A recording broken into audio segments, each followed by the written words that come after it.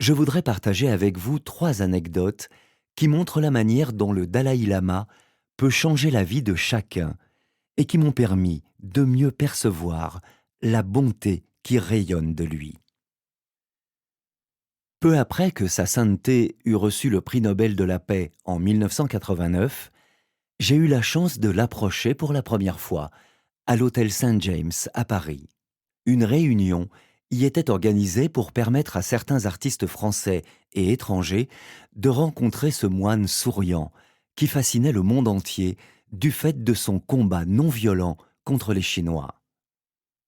En recevant le prix Nobel de la paix, le Dalai Lama rejoignait le panthéon très fermé des grandes figures charismatiques et emblématiques des apôtres de la non-violence, le Mahatma Gandhi et le pasteur Martin Luther King. Nombreux étaient ceux qui souhaitaient le rencontrer. Dire que l'approcher à cette occasion s'avérait difficile est un doux euphémisme. Je le savais et n'étais venu que dans l'espoir d'apercevoir, de loin, celui qui, pour moi, incarnait la tradition spirituelle que je suivais depuis quelques années. Mais la vie en avait décidé autrement. Un ami se trouvait parmi les responsables de la sécurité de Sa Sainteté, et, en un clin d'œil, je devins l'une des personnes qui participaient à la bonne marche de la soirée. Un cadeau inestimable, inattendu, qui allait m'inciter encore plus à m'engager sur cette voie.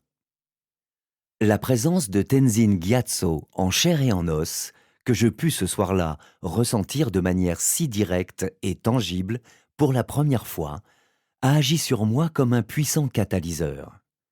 Son énergie joyeuse, indestructible et entraînante, a généré un profond processus de transformation intérieure. Ce qui ne veut pas dire que progresser sur la voie bouddhiste devienne plus facile pour autant, ou que les problèmes soient résolus par magie.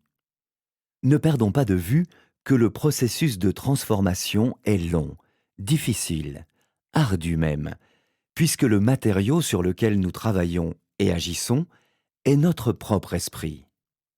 Le bouddhisme enseigne que ce changement s'accomplit au cours de nombreuses vies, ce qui souligne la profondeur de l'engagement nécessaire à la transformation véritable.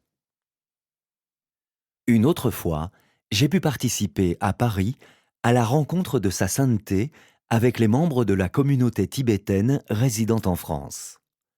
La charge émotionnelle était telle que j'en fus bouleversé à jamais. Pour comprendre le choc que j'ai ressenti, il faut se souvenir des témoignages de Tibétains ayant risqué leur vie pour approcher, quelques instants, Sa Sainteté le Dalai Lama à Dharamsala, en Inde. Ces Tibétains, au cours de brefs entretiens, reçoivent sa bénédiction, une kata, l'écharpe blanche de bon augure, quelques conseils et recommandations, et surtout une écoute attentive avant de repartir ensuite, à la demande du leader tibétain, dans des conditions toujours aussi périlleuses au Tibet, afin que le pays ne se dépeuple pas. Ils sont prêts à tout pour ce bref instant. Se souvenir de cela permet de mesurer la chance que nous avons, ici, en Occident, de côtoyer aussi facilement Sa Sainteté lors de ses venues en France. Il faut garder en mémoire l'émotion palpable, le bonheur immense des Tibétains qui se trouvent en présence de celui qui est leur dirigeant religieux et politique, qui symbolise leur peuple, le bouddhisme et leur espoir de retourner un jour dans leur pays. Le respect infini qu'ils éprouvent envers celui qui manifeste pour eux sur cette terre Chenrezig, le Bouddha de la compassion, est impressionnant et nous ouvre l'accès à une dimension sacrée de la personne du Dalai Lama, que nous pourrions peut-être occulter. Voir Tenzin Gyatso avec son peuple permet de mieux prendre conscience de la véritable dimension qui est la sienne.